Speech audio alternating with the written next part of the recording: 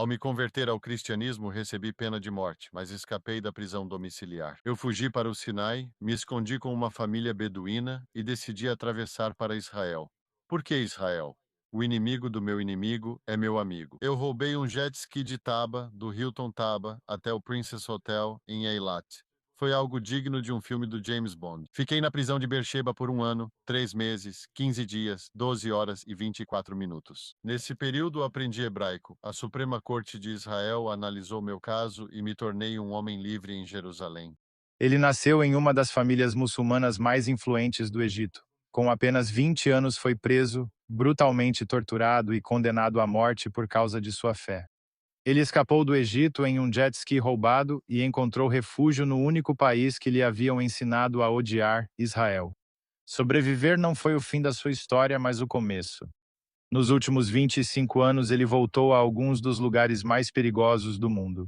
Resgatou centenas de mulheres e crianças do ISIS, investigou crimes de guerra, apoiou vítimas do terrorismo e se tornou uma das vozes mais fortes em defesa da liberdade religiosa e de Israel. Hoje não estamos apenas revendo uma história conhecida. Estamos fazendo as perguntas que ninguém fez sobre coragem, medo, perdão, Israel, 7 de outubro e os momentos que o mudaram para sempre. Majed El-Shafi, seja bem-vindo ao Stental Israel. Obrigado por me receber, Daniel. Antes da prisão, Antes da prisão, da sentença de morte e da fama, quem você era na infância? Talvez possa nos contar sobre esse período.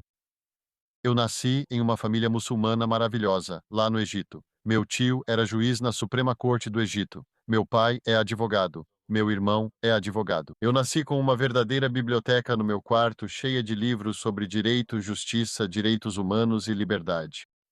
Eu li e acreditei em cada um desses livros. Minha mãe, desde muito jovem, nos ensinou a nunca odiar ninguém, nunca odiar judeus, cristãos, nenhuma minoria. Sempre começa em casa. O lar é sempre sua primeira linha de defesa. Após concluir o ensino médio, fui cursar direito em Alexandria para seguir a carreira de advogado como minha família. Foi aí que a realidade da perseguição às minorias cristãs no Egito realmente me chocou profundamente. Deixe-me explicar algo para as pessoas que não conhecem muito bem a história do Egito. O Egito era um país cristão até o século VII. Até que um homem chamado Omar ibn al-As entrou no Egito e forçou os cristãos a se converterem do cristianismo para o islamismo. No Egito de hoje, existem leis como a Lei Al-Qat al-Hamayuni, que proíbem a construção de igrejas sem a permissão do presidente do Egito. É possível construir um bar ou discoteca, mas não uma igreja ou sinagoga, por exemplo. Há milhares de cristãos no Egito presos neste momento, apenas por serem cristãos e por serem minorias. Então, todas essas evidências me fazem questionar, como um jovem muçulmano, por que está acontecendo perseguição ao cristianismo, aos cristãos. Na verdade, Daniel, eu realmente acredito que você não persegue alguém a menos que tenha medo da verdade que essa pessoa carrega. Eu não acredito que eles estão nos perseguindo. Eu acredito que eles perseguem Cristo em nós. Por exemplo, só para dar um exemplo. Hoje eu moro no centro de Toronto e as testemunhas de Jeová costumavam bater na minha porta todo sábado. Eu nunca persegui eles. Nunca gritei com eles, nunca. Pelo contrário, eu sempre abro a porta para eles. Sejam bem-vindos. Eu ofereço, sabe, uma xícara de chá e um biscoito. E a gente senta e conversa. Depois que entram, tranco a porta para que não saiam. Mas isso é outra conversa, vamos falar em outro programa. Quando você está firme na rocha da sua fé, na fé verdadeira, na minha humilde opinião, você não tem medo de nada. A luz nunca tem medo da escuridão. Como jovem muçulmano, isso me fez questionar a perseguição e então comecei a ler a Bíblia. E dentro da Bíblia, o primeiro versículo que li foi João 8, quando trouxeram uma mulher que cometeu adultério e a jogaram diante do Senhor, dizendo a ele: se você é realmente o Filho de Deus, julgue-a de acordo com a lei de Moisés. E ele disse: quem não tiver pecado, atire a primeira pedra. Esse foi meu primeiro contato com a doutrina e os ensinamentos de Jesus. E todos foram embora, e ele disse: quem não tiver pecado, atire a primeira pedra. Segundo nossa crença, só Cristo não tinha pecado. Ele olhou para a mulher e disse: Vai e não peque mais, eu te perdoo. A mensagem do perdão, a doutrina do perdão, essa ideia de alguém me amar tanto a ponto de estar disposto a se sacrificar por mim, disposto a morrer por mim, disposto a me perdoar. Essa ideia nunca foi encontrada no Islã propriamente dito. Foi então que tomei a decisão de me converter do Islã ao cristianismo. Agora, para deixar algo claro, e não estou tentando ser politicamente correto aqui, minha conversão do Islã para o cristianismo não é uma questão de debate religioso, é uma questão de liberdade religiosa. Sabe, hoje em dia no nosso mundo, se você quiser ser judeu, quiser ser cristão, quiser ser muçulmano, quiser ser hindu, sikh ou quiser ser ateu, isso é entre você e Deus, não entre nós como sociedade, desde que não prejudique ninguém. Desde que você não interfira nos meus assuntos ou me force a acreditar no que você acredita. Então é uma questão de liberdade religiosa. Foi quando fui preso, quando estava na casa dos 20 anos, fui levado para a prisão de Abu Zabad por 7 dias. Fui torturado por 7 dias, uma tortura horrível todos os dias. No primeiro dia, rasparam meu cabelo e mergulharam minha cabeça em água fria e quente. No segundo dia, me penduraram de cabeça para baixo. Ainda tenho as cicatrizes no meu corpo. No terceiro dia, quando me perguntaram, eles queriam saber o nome da organização que criei no Egito. Ao me converter ao cristianismo, recusei o silêncio, pois o mundo não lembrará das palavras dos inimigos, mas sim do silêncio dos amigos. E na ausência de luz, a escuridão prevalece. A pior coisa que podemos fazer quando vemos uma injustiça é ficarmos em silêncio. Quando vemos uma injustiça, você só terá duas opções na sua vida: se tornar parte do problema ou o cerne da solução. E realmente é sua escolha. Só lembre-se de uma coisa: quando você permanece em silêncio, mesmo que deixem você em paz amanhã, porque você se calou sobre as pessoas que vieram antes de você, um dia eles virão atrás de você. Então tenha em mente: permanecer em silêncio hoje, mesmo que você não seja judeu, mesmo que você não seja yazidi, mesmo que você não seja, sabe, qualquer grupo minoritário, basicamente, qualquer grupo minoritário, uigures, tibetanos, Falun Gong. Sabe, se você permanecer em silêncio hoje, sabe, pensando que vai estar seguro, que não precisa fazer parte desse problema, você já é parte do problema e um dia sua vez chegará. E essa é simplesmente a verdade. Então eu criei uma organização de direitos humanos no Egito que me levou a escrever um livro sobre a diferença entre o Islã e o cristianismo e a história cristã no Egito, que eles tentam apagar, e isso me levou a tortura, me pendurarem de cabeça para baixo, me crucificarem por 2 dias e meio e colocarem sal e limão nas feridas abertas. Um dos milagres que aconteceu comigo é que estou falando sobre Daniel na cova dos leões. Quando soltaram 3 cachorros para me atacar, eles não fizeram nada. Muitos dizem: não acreditamos em milagres, não entendemos. O que é isso? Eu digo para eles: escutem. Ele é o mesmo Deus de ontem, de hoje, de amanhã e para sempre. A nossa Bíblia diz isso.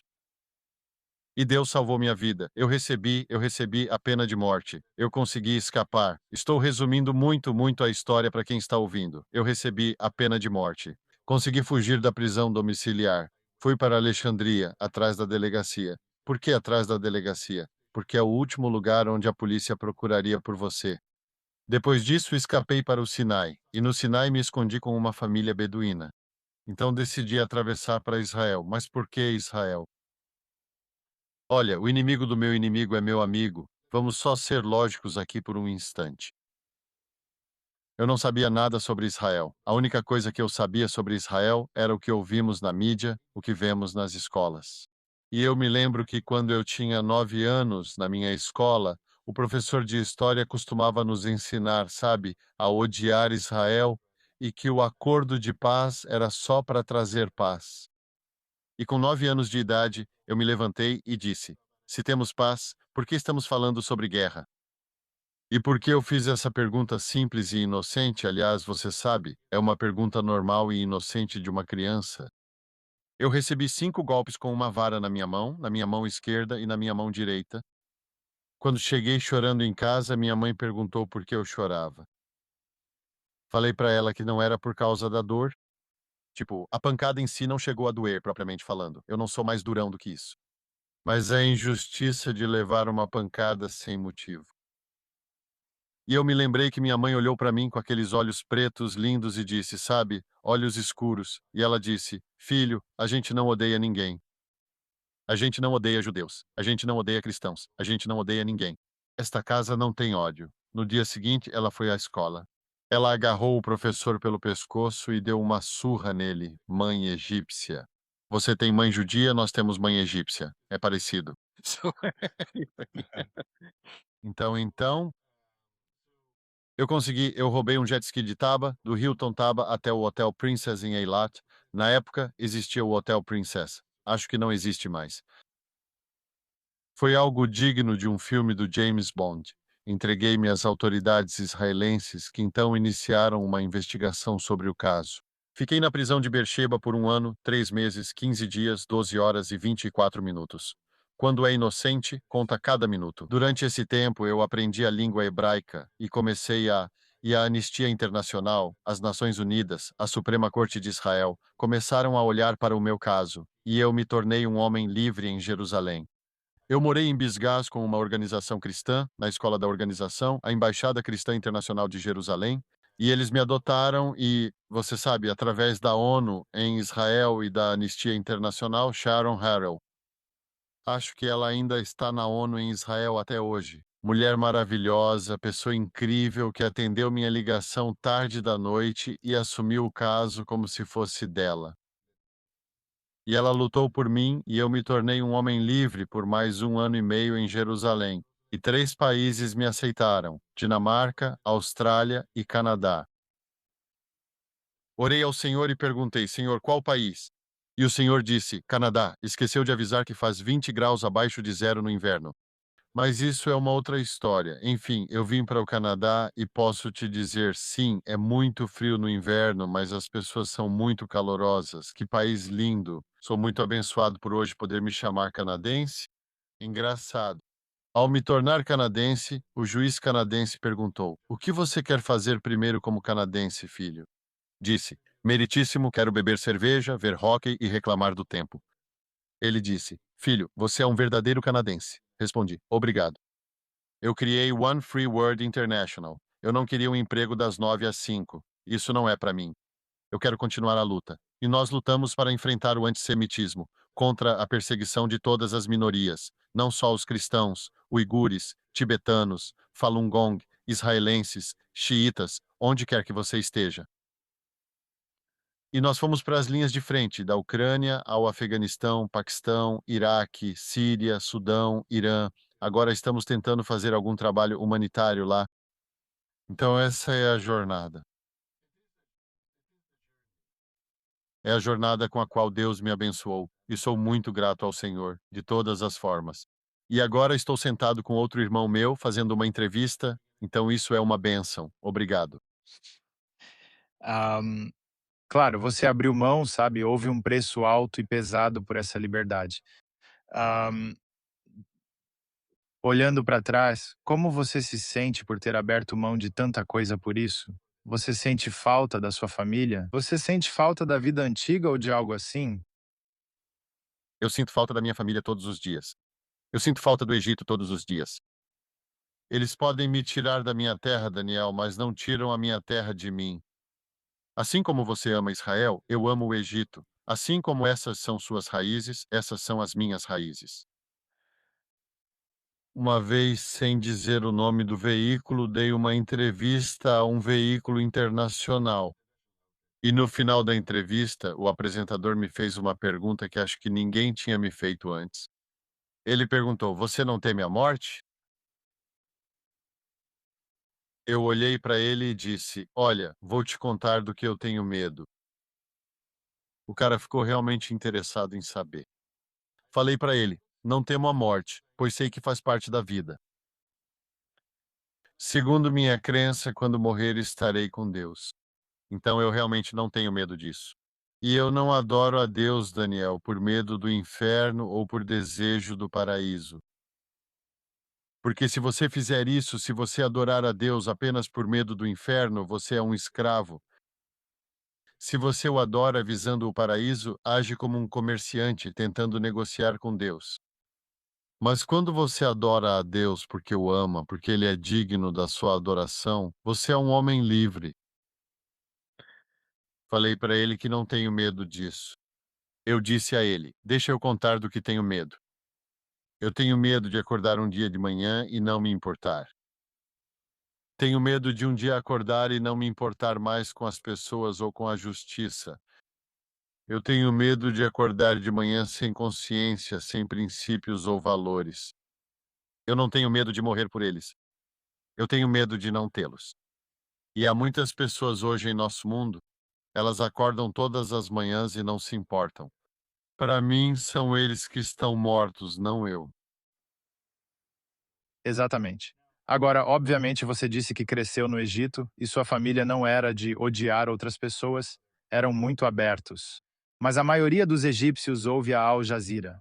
Eles escutam a lavagem cerebral sobre Israel. Quando você chegou a Israel e viu como era a vida lá, quais foram algumas das maiores mentiras que caíram por terra para você depois que passou a viver em Israel? Que eles são pessoas normais. Acho que a imagem que vemos é de que eles são apenas monstros andando pela terra. Há pessoas que têm seus próprios sonhos, eles têm suas próprias esperanças, seu próprio desejo de viver, de ter filhos, de poder sair de casa usando uma quipá ou uma estrela de Davi e não serem atacados. Saber que você está saindo de manhã sem medo de talvez não voltar à noite para ver seus filhos. Após 7 de outubro, tive o privilégio de conhecer várias vítimas e suas famílias. Uma delas era Deferit, uma jovem chamada Deferit. A família dela é muito religiosa em Israel e ela foi ao Festival Nova com suas amigas. E ela nunca voltou. Ela morreu. E uma parte do filme que fizemos sobre 7 de outubro, Dying to Live, era sobre ela, o medo. E o tio e o pai dela agora são muito amigos meus. E o tio dela, Harael, é como um irmão para mim agora. Harael, especialmente Harael, o tio. E a maior mentira, veja, eu compartilharia com você coisas engraçadas. Antigamente, o antissemitismo era muito claro. Odeio os judeus, mate os judeus. Podemos ser honestos aqui, Daniel, sem correção política. Eu e você achamos que isso é o verdadeiro câncer da sociedade ocidental. Então vamos ser sinceros. Antes, como no discurso de Hitler, mate e odeie os judeus. Ponto final. Agora há um novo tipo de antissemitismo focado em Israel, não nos judeus, mas o discurso é o mesmo. Mas aí, em vez de dizer judeus, nós só colocam Israel ou sionistas, sabe? É o mesmo discurso, o mesmo antissemitismo. Não me importa o que critique Israel, eu também critico. Israel é um país como qualquer outro. Judeus são pessoas comuns e cometem erros, assim como as forças de defesa de Israel, que reconhecem isso. O governo israelense comete erros e reconheceu isso. O povo israelense comete um erro e eles admitiram isso.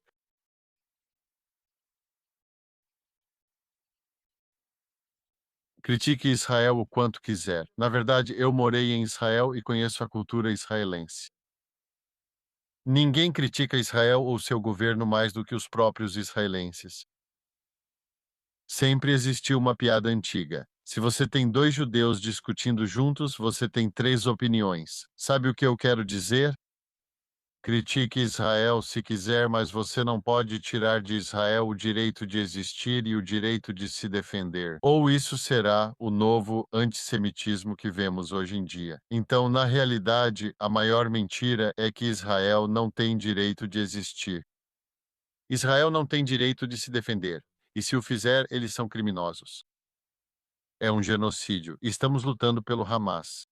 A maioria das pessoas que estão hoje nas ruas protestando por Gaza nem sabem onde fica Gaza e o Oriente Médio, nem sabem o que é o Hamas.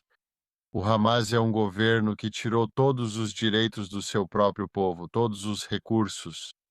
Eles até atacaram as fronteiras do Egito, o único povo que estava ajudando eles durante Mohamed Morsi, o presidente da Irmandade Muçulmana. O Hamas, a liderança vivendo em hotéis 7 estrelas, comendo caviar, enquanto o povo deles está passando fome. E ao invés de construir, sabe, hospitais e escolas e melhorar a vida deles, eles estão construindo túneis. Eles estão lutando contra combatentes, lutando no subsolo, usando o próprio povo como escudo humano. Pelo que você está lutando, o que você está defendendo, que Hamas. Todos dizem libertem Gaza. Concordo com você.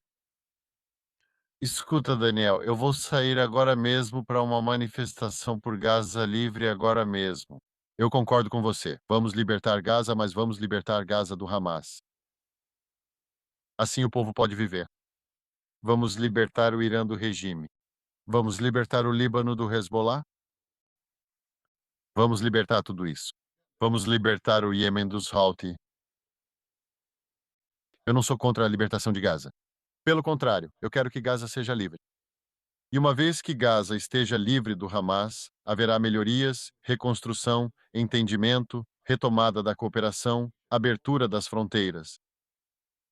Queremos dar a eles. Eu nunca sentei com um oficial israelense ou com uma pessoa israelense na rua e ele disse: Eu gostaria de matar todos os palestinos. Nunca. Não, estou falando sério. Mesmo algumas autoridades, alguns deles até ficam chateados com o que está acontecendo em Gaza, como alguns dos cidadãos israelenses, você sabe. Eles querem viver com eles em paz. Eles só pedem que lhes deem uma oportunidade de viver com vocês em paz. Não se esqueça que antes de 7 de outubro, Israel, especialmente os kibbutzim, havia isso. Muitos deles atravessavam para Gaza, trazendo as crianças para receber tratamento em Israel, e havia muito vai e vem. O nome do meu filme, o documentário sobre 7 de outubro, Dying to Live, só pelo nome Dying to Live, os israelenses morrendo todos os dias só para viver em paz. E essa é simplesmente a realidade. Obrigado. É. Você já documentou genocídios no mundo. O dia 7 de outubro teve um impacto diferente para você? Te chocou? Por que você sentiu uma responsabilidade pessoal de voltar para Israel? Eu precisava retribuir o favor. Deus usou Israel para salvar minha vida e eu precisava voltar. Veja, o documentário não era sobre o cenário político. Porque, veja, o que está acontecendo agora é que as pessoas vão falar sobre a questão israelense, a questão palestina. O dia 7 de outubro não está ligado ao cenário político. Não importa de que lado você está, e aliás, eu não tomo partido. Não é isso, não sou pró-Israel nem anti-palestino. Eu sou a favor da verdade e contra a estupidez. É isso que eu sou. Então, o documentário Dying to Live, que fizemos como One Free World International com a One Media, Chris Atkins. Estávamos muito interessados em olhar para o elemento humano da situação, porque não importa de que lado você esteja. Em Israel, no lado palestino e no lado israelense. O que aconteceu em 7 de outubro está errado. Ir para áreas civis, matar crianças e mulheres e estuprá-las, isso está errado. Fim de papo. Isso é um massacre, fim de papo. Muitos chamam isso de um dia de holocausto. E vamos ser honestos, todos nós estamos decepcionados com o fato de as forças israelenses não estarem lá, como a inteligência israelense falhou em prever isso. Claro, claro, todos criticamos Israel por isso. Onde vocês estavam? Onde está a sua inteligência? Onde estão as suas forças? Como as suas forças demoraram de 6 a 8 horas para chegar e defender o seu próprio povo? É horrível. Mas no fim das contas, a gravidade de atacar civis só porque são judeus, só porque são cristãos.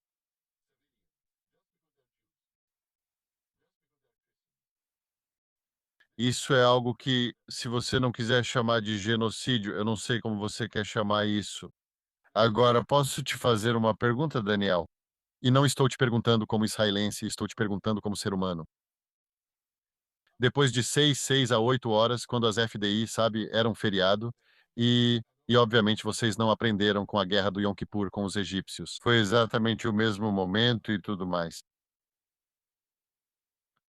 Se ninguém os parar, o que você acha que vai acontecer? Então, em 6 a 8 horas, eles fizeram tudo isso. Matar, estuprar, queimar, destruir, decapitar, você sabe, é exatamente como o ISIS, eles são o ISIS. Mas a minha pergunta para você aqui é: se ninguém os parasse, o que você acha que aconteceria? Eles continuariam por todo este país. Isso não é um holocausto? Isso não é um genocídio? Você tem que entender que está no estatuto do Hamas, acabar com Israel e matar todos os judeus. Me desculpe por colocar dessa forma. Está no estatuto, sabe? Toda organização ou governo tem o que chamamos de estatuto. Sabe? Está no estatuto do Hamas. Esse é o mandato deles, matar todo israelense. Vamos voltar um pouco mais. Não se esqueça que o Alcorão chamou os judeus de porcos e macacos. Não estou apenas dizendo isso, quem tem um Alcorão pode conferir ou pesquisar no Google. Agora, posso te perguntar por que é perigoso você chamar os judeus de porcos e macacos? Agora você vai dizer, Magília, é só um insulto, esquece, não me importo com isso. Eles podem chamar qualquer um do que quiserem, qualquer um pode insultar qualquer um. Eu vou te mostrar onde está o perigo nisso. Quando o Alcorão chamou os judeus de porcos e macacos, não foi apenas para insultá-los ou rebaixá-los, é para desumanizá-los. E esse é o perigo. Se eu te desumanizo, fica mais fácil te matar. Essa é uma das profecias do fim dos tempos. No Islã, que todo muçulmano vai matar todo judeu até o limite, que os judeus vão se esconder atrás das árvores e das pedras, e as árvores e as pedras vão falar que tem um judeu atrás de mim, venha matá-lo. Isso faz parte da profecia islâmica sobre o fim dos tempos. Então aqui está a minha pergunta. Quando você me diz que um país com exército poderoso capaz de matar mais de 2 milhões de pessoas de imediato, e eles não fazem isso. Acho que agora estamos falando de 60 mil ou entre 60 e 70 mil, sabe, em Gaza. Vamos supor que 60% deles sejam combatentes do Hamas. Então, sabe, e por favor, não me entenda mal, eu não sou absolutamente a favor de matar mulheres e crianças inocentes ou civis. Isso é, e eu acho, Daniel, que você vai concordar comigo nisso, que você nunca permitiria isso. Claro, mas se você fizer isso, não importa quem eles sejam. Mas se você não quiser matá-los, não coloque armas nas zonas de risco. Não coloque armas nos hospitais, não coloque armas nas igrejas, não coloque armas nas mesquitas, não coloque armas em uma população muito tensa e não dispare foguetes de lá. No fim das contas, meu coração está partido pelo que acontece com os palestinos. E meu coração também está partido pelo que aconteceu com os israelenses em 7 de outubro, antes e depois. Mas, no fim das contas, os jovens que estamos perdendo hoje são realmente minha principal preocupação. A batalha agora não é apenas entre soldados ou entre pessoas fardadas, a batalha agora é online. A batalha agora é nas redes sociais. A batalha agora, quando o presidente Donald Trump disse: "Eu sou seu único amigo", ele não estava necessariamente mentindo. Em parte, era verdade. O que acontece com a próxima geração? O que acontece daqui a 20 anos? Sabe, quando a nova geração assumir e toda essa geração antiga morrer, e você sabia que em 3 gerações a partir de agora, todo mundo que você conhece e todo mundo que te conhece vai ter partido? Daqui a 3 gerações, Daniel, todas as pessoas que você conhece e que te conhecem já terão partido. Então, o que vai acontecer depois? O que vai acontecer? Quem vai assumir o governo nos Estados Unidos e na Europa? Nós já perdemos a maior parte da Europa, para ser sincero. Precisamos entender que a verdade ficará cada vez mais difícil. E se não conseguirmos sentar e ter essa conversa honesta e mostrar todas as evidências do que está acontecendo, é aí que estaremos cometendo um erro fatal, porque estamos perdendo a opinião pública, com todo o meu respeito. Por exemplo, você sabe, depois de 7 de outubro tem o vídeo de 42 minutos. Você sabe do que estou falando, sobre o massacre de 7 de outubro, que foi feito pelas FDI, com imagens captadas durante os ataques. E só foi mostrado para pessoas da mídia, para políticos, mas nunca em público. Você entende o que estou dizendo? Sim. E porque os israelenses respeitam seus mortos, evitam mostrar coisas que possam machucar ou partir o coração das famílias. Mas o mundo precisa ver isso. O mundo, nós estamos agora lutando contra uma propaganda, uma enorme quantidade de financiamento vindo da Arábia Saudita, Catar, países do Golfo Árabe, Irã. E precisamos combater esse fogo com a verdade, não com outra propaganda ou qualquer mentira. Não, apenas apresente as evidências ao público. Mas a próxima batalha, e a batalha de hoje, é online. Não está apenas no campo de batalha. Obrigado. Sim. Agora você falou sobre a carta do Hamas e como eles querem matar todos os judeus. Sim. Mas o Hamas é um desdobramento do islamismo radical. Então, o Hamas é a doença ou é o sintoma do islamismo radical? E se for o sintoma, então Israel pode destruir o Hamas sem derrotar essa ideologia que está por trás do Hamas? A doença, os sintomas e o câncer são o islamismo radical. Agora você pode chamá-los de Hamas, ISIS, Hezbollah, Al-Qaeda, Grupo Abu Sayyaf nas Filipinas, Shabab na Somália, Boko Haram na Nigéria. Todos eles são Al-Qaeda, todos são iguais.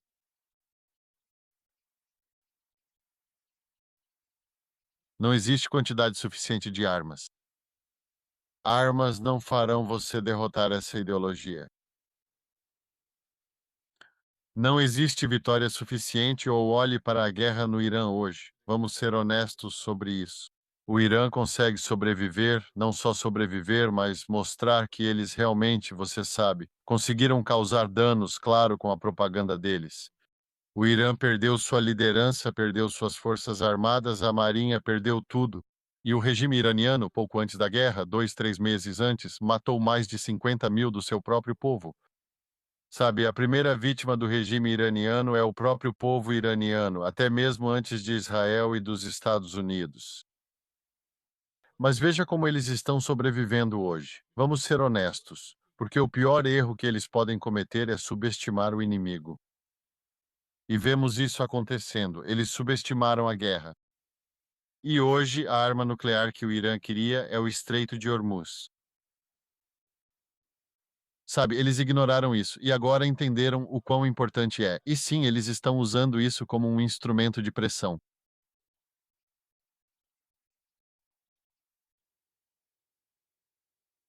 Daniel, uma coisa que você precisa saber: a ideologia só pode ser derrotada pela verdade. Enquanto não houver responsabilidade pelo financiamento que foi dado, deixe-me explicar esse ponto.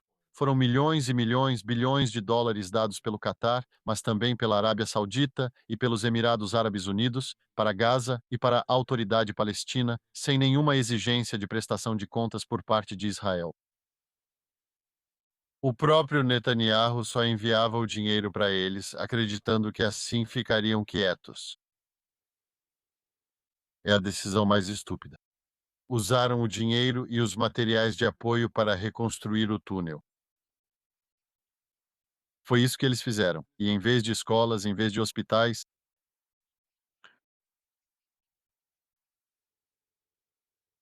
não houve prestação de contas desse dinheiro. Se dou 1 bilhão para a educação, mostre as escolas. Me mostre os livros didáticos. Porque hoje, quando você vai para o Emirados Árabes Unidos, sabe, você pode andar com a kippá e se sente livre. Por quê? porque os Emirados Árabes Unidos, anos e anos atrás, mais de uma década atrás, decidiu que iria tirar dos livros escolares as referências a guerras com Israel e ao ódio aos judeus. Então veio a nova geração. Se quer 1 bilhão para a educação, mostre como usará o dinheiro. Me mostre o que você está ensinando. A única maneira de combater essa ideologia não é com armas e nem com F-16. A única maneira é educação, educação, educação. Essa é a única maneira de vencermos essa guerra. A próxima geração, se eles entenderem o significado e crescerem com o verdadeiro sentido da paz, talvez aí tenhamos esperança de acabar com a guerra.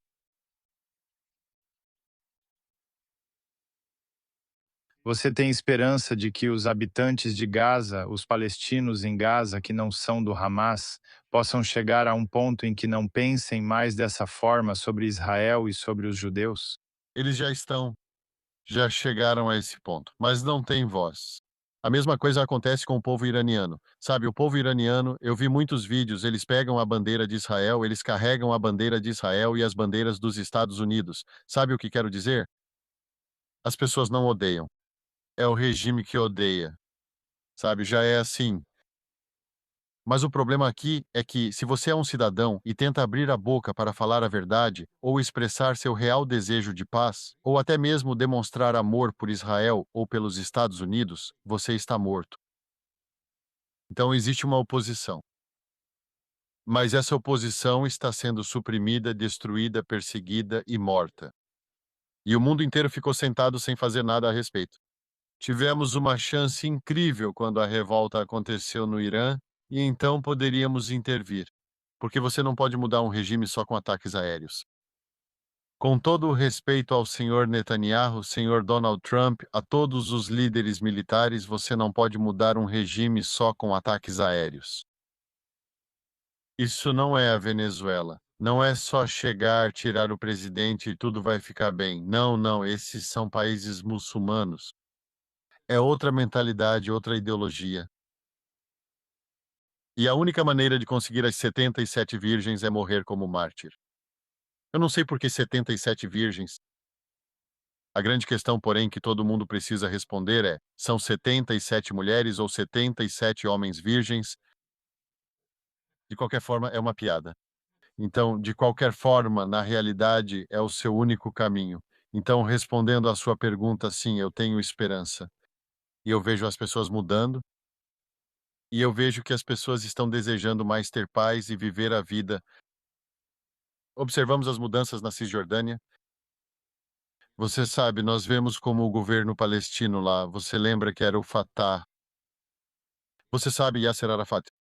Nós vemos as mudanças, sabe, não são mudanças 100% perfeitas, mas vemos que há algumas mudanças. A mesma coisa no Líbano. Veja o povo do Líbano, eles rejeitam o Hezbollah. Veja o povo do Irã, eles rejeitam o regime. A melhor maneira de combater isso é apoiar o povo local para que eles possam se defender e mudar o próprio regime com as próprias mãos. Obrigado. Agora você resgatou centenas de meninas yazidis. Como você se envolveu nessas missões de resgate? Talvez você possa nos contar alguns dos momentos mais marcantes dessas missões de resgate. São muitos deles. E eu acho que o que mais tocou meu coração, foi uma jovem menina de 9 anos que era estuprada mais de 20 vezes por dia.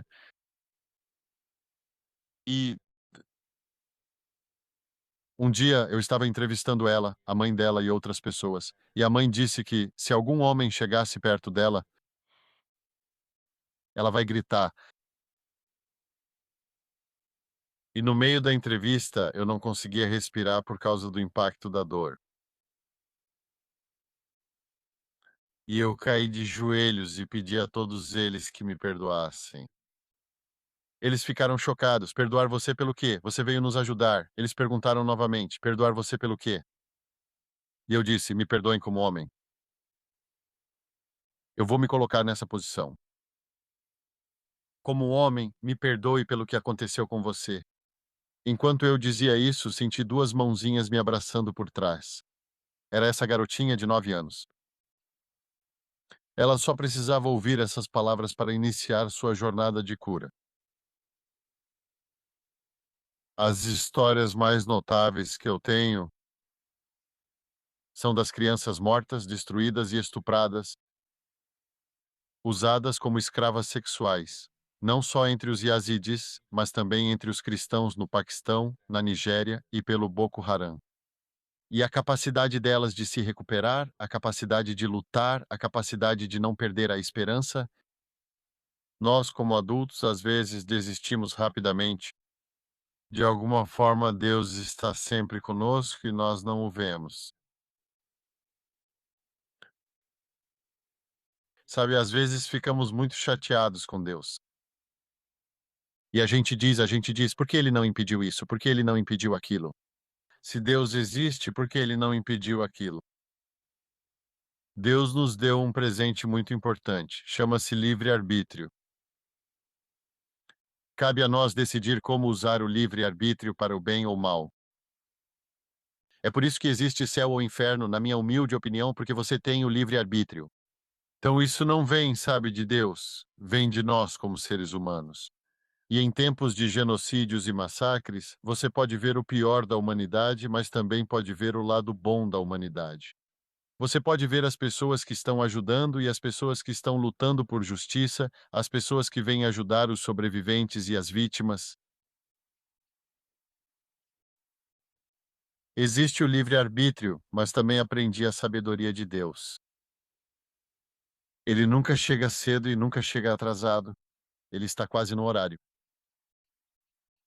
É nisso que eu acredito. Sim. Você sabe, você mesmo passou por um momento muito difícil, sendo jogado na prisão, torturado, escapando e indo para Israel. E você poderia ter ficado amargurado, mas em vez disso, dedicou seus esforços a ajudar outras pessoas. Você se tornou uma pessoa mais corajosa, sabe? O que fez você querer ajudar os outros, ajudar as pessoas, a reanimá-las. eh, Quando você poderia, sabe, ter parado. Eu costumava ser um deles. Eu via a bondade e a esperança na humanidade.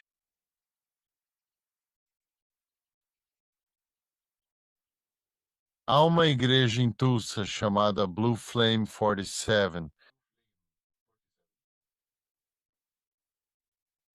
47 ou 49, 47, eu acho. Blue Flame, Pastor Scott e Sherry Noble. Eles nunca estiveram no Oriente Médio. Pessoas brancas de Tulsa. E essas pessoas vão chorar, rezar e apoiar a missão de resgate de pessoas que elas nunca conheceram antes e que nunca mais vão encontrar. Uma história realmente notável. Eu poderia sentar e te contar o quanto de mal existe no mundo, mas eu escolho te contar o quanto de bondade existe no mundo. Quando você senta e olha para Sherry e Scott, pastora Sherry e pastor Scott, você pode ver Deus dentro dos corações deles. Estou olhando para você, Daniel, e vejo Deus em você. Eu posso ver isso na sua alma, no seu sorriso. Que Deus abençoe você e sua família. Amém. Existem muitos exemplos de pessoas que entraram na minha vida e eram simplesmente pessoas maravilhosas. E elas mudaram minha vida e ficaram ao meu lado. Eu poderia mencionar nomes e levaria semanas e semanas para terminar essa lista. Todas as pessoas que chegaram à minha vida a transformaram de forma incrível. Eu vi a bondade da humanidade. Eu decidi fazer algo porque eu costumava ser um deles. Nosso mundo está dividido em duas zonas, Daniel. Uma zona de conflito e uma zona de conforto. E a zona de conflito é a linha de frente. A zona de conforto é onde eu e você vivemos agora, no Canadá ou nos Estados Unidos. E, aliás, nunca seremos o 51º estado, só quero deixar isso bem claro, Daniel. Ahn, Nós escolhemos sair da zona de conforto. Você escolhe sair da você pode ficar em casa, fazer negócios e pode criar sua família. Por quê? Porque ele fez um vídeo no YouTube para defender Israel, para se posicionar firmemente por Israel. Você receberá muitos e-mails de ódio, mas precisa fazer o certo. Não foi isso que você fez, Daniel? Claro, muitas pessoas fizeram o certo, existem muitos heróis. Sabe, quando eu era criança, eu achava que heróis eram aqueles que usavam máscara e pulavam de um prédio para outro. À medida que fui crescendo e o tempo deixou sua marca na minha frágil carne humana, percebi que os verdadeiros super-heróis são aqueles que servem a Deus, servem seu país, protegem sua família e provêm o sustento da melhor forma que podem. Aprendi que os verdadeiros heróis não usam fantasias. Eles usam como escudo a sua integridade e como espada a sua verdade. E eles não abrem mão da verdade e da retidão. É nisso que eu acredito. Uhum. Ao pensar em Israel, você tem esperança para seu futuro? Você tem esperança de que possa haver um dia em que eles não estejam constantemente lutando contra os inimigos que querem destruí-los? Ah, sabe, nós vemos um futuro promissor, um futuro brilhante. Ou será que, sabe, vai ser mais do mesmo, mais do que foi no passado? Meu maior temor em relação a Israel é sua unidade. Acho que meu maior medo é como a distância entre esquerda e direita em Israel está aumentando. E eu fui para Tel Aviv e vi manifestações e vi. Meu primeiro medo e esperança para Israel é a unidade deles. Sabe, quando o 7 de outubro aconteceu, eu escrevi um agradecimento no filme que fizemos. Eu escrevi um agradecimento. Obrigado pelo Hamas. As pessoas reagiam: o quê? Você está agradecendo ao Hamas? E eu dizia: sim. Obrigado ao Hamas por nos mostrar a face feia do terrorismo, por nos mostrar a verdade sobre os extremistas muçulmanos. Obrigado ao Hamas por unir Israel. Obrigado ao Hamas por nos acordar para pelo que realmente estamos lutando. A primeira preocupação que eu tenho e a primeira esperança que eu tenho para Israel é a unidade de Israel, número um. Número 2, minha esperança que Israel consiga se sustentar e ser um país independente. Para que as mudanças políticas que estão acontecendo ao redor do mundo não afetem a capacidade deles de sobreviver. Mas a minha principal esperança é que os vizinhos muçulmanos, eu nem vou dizer os vizinhos árabes, porque há muitos vizinhos árabes de diferentes origens. Você tem drusos na Síria, você tem, sabe, alauítas, cristãos, você tem muitas minorias. Então eu vou dizer os vizinhos muçulmanos, para entender o desejo de paz, para entender que esse é o único caminho para seguir em frente, não só para o futuro de Israel, mas para o futuro dos filhos deles. Em toda a guerra ninguém vence. Todos nós perdemos. É simples assim. No final das contas, acredito que é isso que vai acontecer. Acredito que Deus estará conosco e acredito que Ele nunca vai nos abandonar. Eu quase sempre termino toda entrevista que faço com uma frase: depois de toda noite vem uma nova manhã trazendo um novo dia. Após a tempestade vem o sol, e após a perseguição, a vitória em nome de Jesus. Lembre-se disso, Daniel. Talvez seja a última coisa que te digo. Eles sempre podem matar o sonhador, mas ninguém pode matar o sonho. Eles podem matar os crentes, mas ninguém pode matar a fé dos nossos corações. Eu acredito que Deus vai prevalecer, a luz vai prevalecer, até a bondade vai prevalecer. Sabe, Daniel, eu costumava pedir a Deus para me tornar corajoso. Ele nunca me deu coragem. Ele me deu uma situação para ser corajoso. Ele me deu um perigo diante do qual eu pudesse ser corajoso. Eu pedi a Deus por amor e ele me enviou pessoas que estão com problemas. e eu tenho que amá-las de qualquer jeito. Eu pedi a Deus por liberdade e ele me fez lutar por justiça.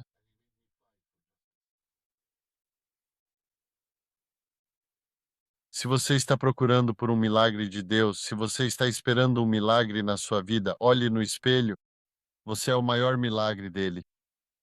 Obrigado por me receber então. Uau! Robin Majid El-Shaf, muito obrigado pelo seu tempo.